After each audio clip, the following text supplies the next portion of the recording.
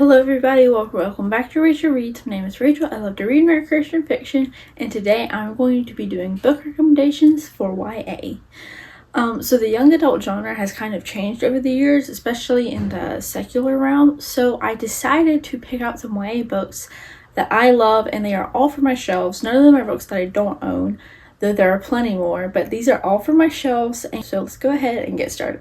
The first one I have to talk about is Life Just Got Real by Sadie Robertson. This is one of the books that got me back into reading, and this is really good for maybe high schoolers, but it is still very clean. This is about a high school prom, so your typical YA book, but it is YA and it's just clean. There is great faith content in here, and that's why I recommend it, and I would definitely recommend checking it out. The next book I want to talk about is The Colors of Rain by Abigail Haven. This is one of my absolute favorite books ever, and there are some trigger warnings that come with this book. It does deal with the topic of abortion and limb loss, so if that is something you're kind of wary of, I would know that before reading this. This is about a boy named Evan who moves to Ivy Hollow, and he meets some new friends there. There is just something so special about this book, and I really just love it. It does, like I said, have some content warnings, but it is so good. The next three I have to talk about are a YA standalone trilogy, so you can read each book separately, but I'm going to recommend them together, even though you can pick up whichever one sounds interesting to you. And they are actually biblical retellings, which is so interesting. So the first book is called First Date, and this is by Krista McGee. This one is an Esther retelling, so that's why it probably is my favorite. I just absolutely love this book. It's a beauty contest with the son of the President of the United States. And it's, like I said, it's YA, it's Christian, and it's just a really great book. The next one is like a Saturday Night Live for teenagers, and that is starring me. And this is kind of a Rebecca and Isaac story, and I did also love this one. I love the TV aspect of, starring in a potential show, and I found that really interesting, and great faith content in here. And the last one in the trilogy is Right Where I Belong, and this is a Naomi and Ruth story. This is about a girl who moves from Spain to America with her stepmom, and it's just a really interesting story, and I did love the romance in here. Again, Christian, and I love the faith content in this complete trilogy. This was recommended to me by Lindsay from BFCG, and if you're not subscribed to her, you need to go subscribe to her because she has lots of YA recommendations. So I would definitely recommend checking her out, and make sure you check this series out because it's great for YA. The next trilogy that I'm going to recommend, the main character is an adult, but these are so clean that I really do recommend them for young adults as well.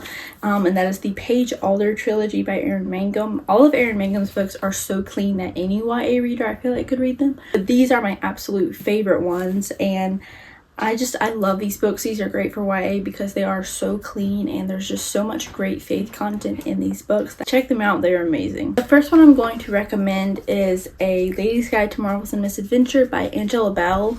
This is a sort of Nutcracker retelling, and it has some Nutcracker inspiration in it, and this has a lot of great faith content in it. For trigger warnings, it does deal with a little bit of limb loss, so I would know that before going into it, but I love the faith content in this book, and the romance is really clean, so that is one reason I highly recommend it. I also just love Nutcracker retellings, and this was a favorite book of last year, and I think maybe some upper YA readers would absolutely love it. This was also one of the first books I read when I started getting back into reading, and it is one reason I really love this book. From what I remember, the romance is pretty clean, but this one is just a really great historical mystery, and I love all of the elements in this mystery, and I did love the relationship. There are some really great faith content and just discussions on faith in this book, and I really love that. I would recommend checking it out if you haven't already. And the next books I'm going to recommend are a whole stack of books, and that is Melanie Dickerson books. She most of the time does YA fairy tale retellings, and they're all historical, typically set in the 1300s in Germany or England, and these are just really great books. So for the suspense genre, I'm gonna have to go with the classic suspense series that is often recommended, and that is the If I Run trilogy by Terry Blackstock. This is great for upper YA. especially if you're interested in any sort of criminal justice. This is just such a good read, and it's very fast paced. I highly recommend binging them. I read this book in a day, which, if that says anything, I mean, I read this book in a day. It's really good. The whole series does make a picture: if I run, if I'm found, and if I live. And this is just a really great series. The next two I'm going to recommend are the first two books in a series. I haven't read the whole series, but I did read the first two, and that is the Gone to the Dogs series. And this is by Janice Thompson and Kathleen Yabarbo. These are just cozy mysteries, so there's no murder in them, and that's one reason I say they're great for YA. They're super short, which again makes them great for YA. There's nothing super bloody, and it's really clean. There is some light romance in them. If you're a teen, or you know a teen that doesn't like super heavy suspense but likes mystery, these are some great books. So I'm going to recommend the Winter Soul series by Jennifer Kropp. I only have the prequel novella, so I'm going to recommend this first, although it probably is best read after the series. That's just my opinion, but I really do love this book. It's a collection of novella stories set before the series takes place, but I really love it. It is such a great read for YA readers. It's so clean. It's such an amazing allegory, and I highly recommend it. And the next one I'm going to say is the Anomaly trilogy by Kristen McGee. This is just book one. I didn't pull out the whole trilogy. But this is just a great dystopian YA series. There is some light romance, some really great dystopian elements, and just amazing faith content. I love the faith content in this book and exploring this sort of world in this dystopian society, so I highly recommend it if you're looking for a clean dystopian and it's Christian. The next book I'm going to recommend is probably the best one for YA readers. It's clean. There's no direct Christian content, but there is a subtle allegory that I really love.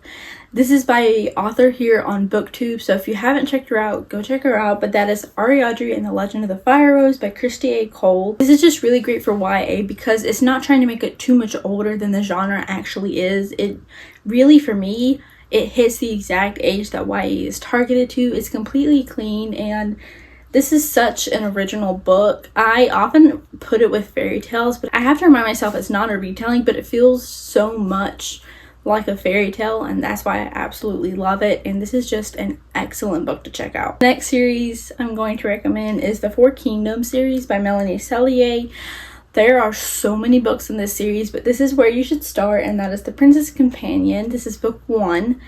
And I really did love this book. This is probably my second favorite in the first series. This is a Princess and the Pea retelling, and it's just an excellent book. Great for YA readers. There's a very subtle allegory throughout the series, but it's just amazing, and the romances are just so sweet and so clean. The next book I'm going to recommend is Entwined by Heather Dixon. I actually read this book on accident when I first read it, but now it's become a favorite of mine. It's great for YA. The romance is really clean. And there is a lot of suspense in this fantasy book, which does sound a little bit weird, but there's just so much mystery and behind the scenes stuff going on. This is probably good for maybe upper YA, though it is really clean. There is a little bit of magic, but it feels very much like Disney magic, so just very light and fantastical. The next one I'm going to recommend is The Wonderland Trials by Sarah Ella. This is book one in the Curious Realities duology, and this is a Alice in Wonderland reimagining, but it's dystopian fantasy. So it's set in the future in a dystopian society, but there are some fantastical elements to it, and this is just great for YA. If you didn't like the original animated Alice in Wonderland, you probably would like this better. There is an allegory that is just so amazing and so well done. I absolutely love this book. Now, the next book I'm going to recommend is really just for the author because I own all of her books, but that is Nadine Brandes. This is book one in the Out of Time series, A Time to Die. For YA readers, I highly recommend starting with this book of all her books because it's dystopian, so it has some of those. Because dystopian is such a big genre in the YA category, this is a great one to start with. The faith content in here is absolutely amazing. There's a very subtle romance throughout the trilogy, but this is just, it's so good. One of my favorite books of all time. The next book I'm going to recommend is, again, one of my all-time favorites and definitely a great read for YA if you like fantasy but you don't want a lot of magic. I would recommend Once I Knew by Victoria Lynn. This is book one in the Chronicles of Alira. This book is just, it's so good. The series in itself is really good. I maybe would say upper YA, so maybe 15 and up, because the second book definitely does deal with some heavier topics, and due to the context of the story, there are some comments that are not nice comments, but again, it's Christian, so it's extremely clean and handled biblically, which I absolutely love. One of my favorite books of all time, and if I say that, I mean the content in here really isn't that bad. I have a review on it, and I know Lindsay does have a review on it, so maybe check it out if you want to know specifics, but it's so clean and just really great.